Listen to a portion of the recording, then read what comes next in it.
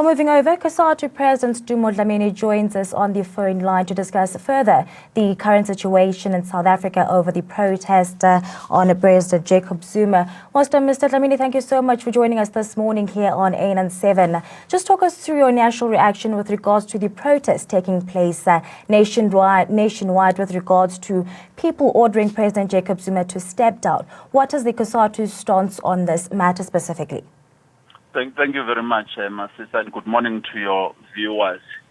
Indeed, COSATU has taken a view that today's marches are marches led by people who would have nothing to do with the interest of the working class and the interest of the workers in this country.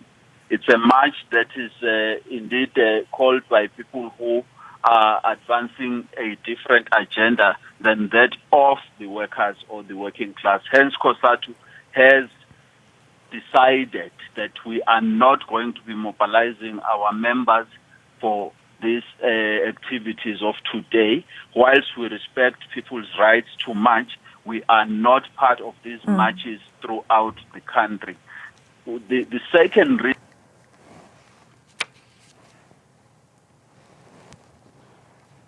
Well, Mr. Dlamini, just talk us through with regards to the meeting that COSATU had earlier on requested with President Jacob Zuma.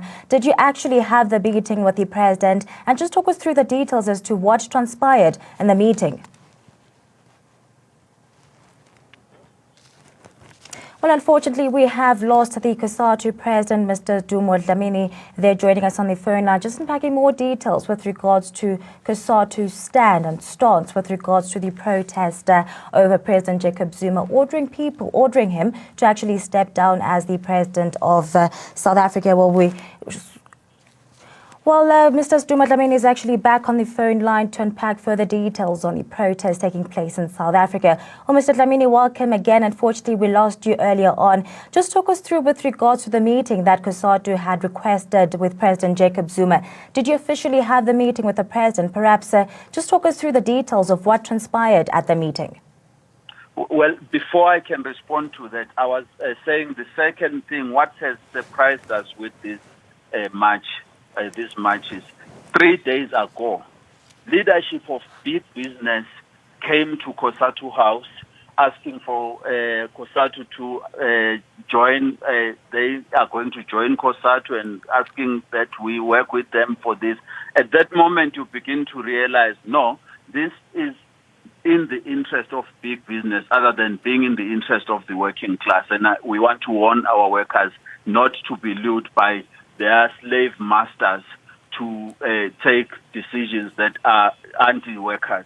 But on the question you are raising, remember, we respect the confidentiality of the meetings we have with the leadership of the ANC, and we always would not want to talk publicly. All what I can tell you is that indeed COSATU president and the general secretary of COSATU met with the president of the African National Congress and the state president, President Zuma, at the request of President Zuma. After COSATU had announced its position that President Zuma must step down, we welcomed this meeting and went with open eyes and open hands to hear what the president had to say to us. There are other meetings that are to follow this meeting because we believe it is important to hear what the president has to say. It will be extended to a bigger delegation of COSATU. We also are hoping that the ANC collective leadership will respond to COSATU's request for a meeting to discuss the matters that COSATU has put across. And hence, we are looking forward to these very critical engagements that have begun with COSATU and the President of the Republic and the ANC and the African National Congress leadership to talk the critical issues that COSATU is unhappy with the African National Congress. Now, Mr. Dlamini, just lament more details on these critical issues that you're planning to engage the President with. Look, one amongst those, and very critically, is the agenda for a radical socio-economic transformation, which the ANC has at the moment come out saying they are pushing that agenda. As the workers, we would want to engage with them. For instance, how do we achieve the radical socio-economic transformation when the economic chapter of the National Development Plan is in the state that it is, and the labor market chapter of the NDP is in the state where it is? We want to engage with the ANC because we have agreed almost 3-4 years ago that we needed to review those two chapters of the NDP. If socio-economic transformation has got to be radical, we've got to hear the ANC, because in our meeting with the president, there are specific issues that we're to deal with. Indeed, we have his responses, and we still need to report back to our structures. But the ANC, the African National Congress, as the leader of the alliance, we want to discuss the reconfiguration of the alliance. We want to discuss how do we ensure that the alliance is united, led by the ANC. How do we ensure that issues of leadership succession do not plunge us into a crisis like we are faced with today? Those are the critical issues we want to engage with the ANC, and we are looking forward to those meetings. Now, Mr. Dlamini, earlier on this week, we actually saw COSATU in a press briefing stating that they believe that President Jacob Zuma is no longer the right person to lead the tripartite alliance. Is this still the stand with COSATU? Have you changed your mind with regard to the utterances that the tripartite alliance has made earlier on? The CEC decision remains, hence the engagements that are happening. They are also in keeps with what COSATU has pronounced. So the engagements will continue, and we will work to ensure that the outcomes are in the best interest of the working class in South Africa. Now, Mr. Dlamini, do you feel that these protests taking place nationwide are standing at the brink of being hijacked for other political ulterior motives? What's your take on this? These protests have long been hijacked. They started when people were attacking COSATU. We kept on telling you that Vavi represents a particular view from elsewhere outside COSATU. People ignored us. When then it happened within COSATU, you then saw figures who were emerging from nowhere, calling for an alternate to the African National Congress, people dividing COSATU unions. We then saw your Save South Africa, you then saw other formations that are new that have come up, and we have seen their program. It's definitely not about removing Zuma. It's about removing the African National Congress from power for reasons that are in the interest of big monopoly capitalists, not the working class. And we will continue to want to warn our people not to be confused by that. We have our problems. We must fix our problems and work hard to achieve fixing those problems. But we cannot take the country back to the minority white monopoly capital that has oppressed us for many, many years. We warn our workers in South Africa against that.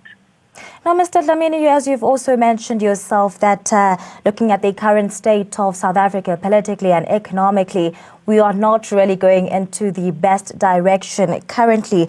There's been many different voices coming out from different factions and different people entirely in South Africa with regards to, is South Africa in a state of crisis? Is it not in a crisis? What is COSATU's stance? What is the COSATU's view in the entire state that South Africa is in politically and economically? Are we facing a crisis? Are we in a crisis, or are we headed into a crisis? A crisis indeed. We are in a crisis. Let's agree on that. There is no questions about that. We have to get ourselves out of the crisis. But as we get ourselves out of the crisis, we do not have to deepen our crisis. Let us not blame the masses who have been lured into joining some of these marches, some because are angry because of that issue in that ward there or that city there. We cannot blame them when they then go out with people, but we must advise and warn them. Don't be used to achieve goals that are not your goals.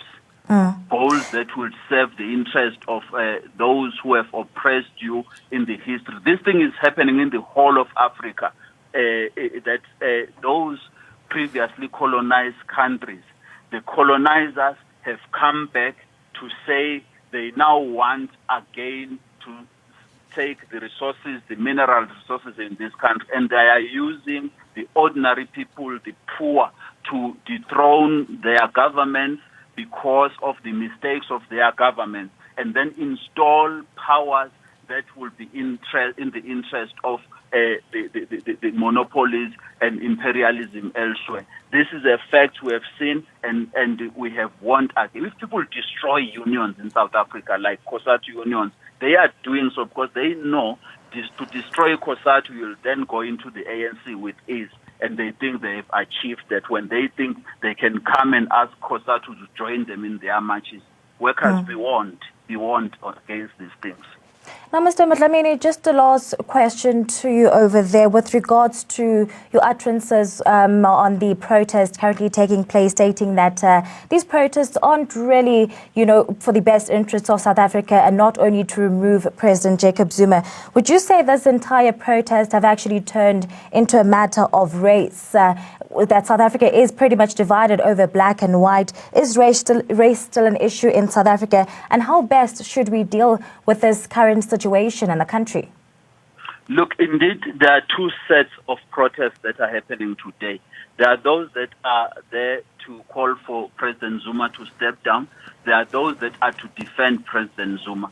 The receipt for that is there for a war situation to be created in South Africa, which is exactly what the big monopolies want. They want just one death in this country, killed by a police, and then there is a revolution, and you see the Arab Spring here in South Africa. I don't think we need that.